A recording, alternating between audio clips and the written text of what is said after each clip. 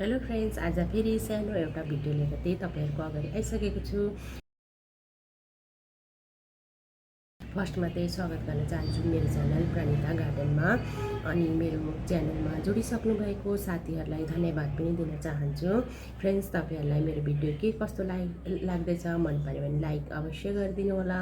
अनि तपाईहरुको जे प्रतिक्रिया आउँछ त्यो पनि कमेन्टमा अवश्य राखिदिनु होला। अनि जो चाहिँ मेरो यो अहिले हेर्नु हुँदैछ साथीहरुले नयाँ भिडियो पक्कै हेर्नु हुँदैछ, उहाँहरूले चाहिँ सब्स्क्राइब गर्नु चाहिँ नभुल्नु होला। आजको यो फुल चाहिँ छ जसलाई चाहिँ अब 9 o'clock टाइम फुल, धेरै नामहरूले चाहिँ अब यसलाई चिनिन्छ। यो चाहिँ धेरै कलरहरूमा चाहिँ हुन्छ। अनि साथै अब यसको चाहिँ अब मेरो यो सिंगल लेयरमा मात्रै छ भने चाहिँ यो डबल लेयरमा पनि हुन्छ। आज यो मेरो फुल देखाउनुको खास कारण भने चाहिँ अब चाहिँ समर सिजन सुरु भयो, त्यही कारणले चाहिँ अब समर सिजनमा चाहिँ यो चाहिँ एकदमै राम्रोसँग चाहिँ जस्तै गरम भए पनि एकदमै राम्रोसँग चाहिँ फुल्न सक्छ। त्यही कारणले चाहिँ तपाईहरुले यसलाई अहिले लाउन सक्नुहुन्छ। अनि यो एकदमै छिटो लागिने प्लान्ट पनि हो। यसबाट सानो हाँगा भाँचेर तपाईहरुले लगाइदिनुहोस्, यसबाट धेरै नै हुन्छ। त्यही कारणले तपाईहरुले अब समर सिजनमा चाहिँ आफ्नो गार्डन चाहिँ फुलले भर्नु चाहनुहुन्छ भने चाहिँ यो फुलले चाहिँ एकदमै समर सिजनमा चाहिँ गरम महिनामा चाहिँ यसले चाहिँ एकदमै साथ दिन्छ।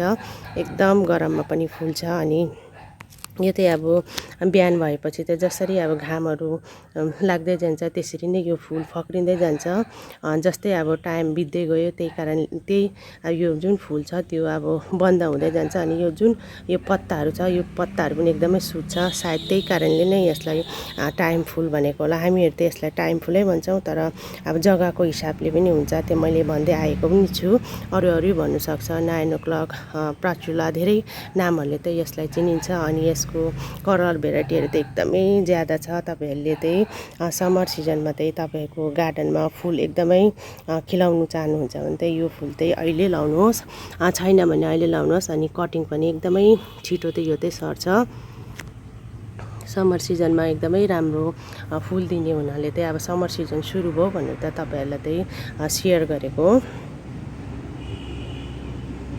यो चाहिँ अब तपाईहरुले यसलाई चाहिँ गरममा पनि घाममै राख्दा पनि त्यति फरक पर्दैन। यो प्लान्ट चाहिँ एकदमै गरममै हुने फुल फ्लावर हो।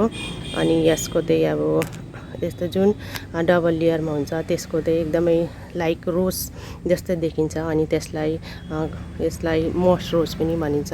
यो चाहिँ अब सिंगल भयो, यो चाहिँ मेरो सिंगल मात्रै छ। अनि यसलाई चाहिँ मैले हेर्नुहोस् यसरी एउटा पाइपमा चाहिँ यसरी बनाएर पनि यसलाई राखेको छु। अब मेरो फुल्न सुरु भएको छ। यसलाई अब काटेर धेरै पनि बनाउन सक्छु। यसको यति हाँगा काटेर लगाइदिनुहोस्, त्यसले पनि एकदमै छिटो यो सर्छ। अनि यसलाई एकदम मलहरू पनि ज्यादा चाहिने फ्लावर पनि होइन। यसलाई तपाईहरुले एकपल्ट मल हाल्यो भने पनि हुन्छ। अनि यसलाई त्यति केयर गर्नु पनि पर्दैन, एकदम केयर गर्नु पर्ने प्लान्ट पनि होइन। अनि एकदमै सजिलो छिटो ग्रोथ हुने प्लान्ट चाहिँ यो हो।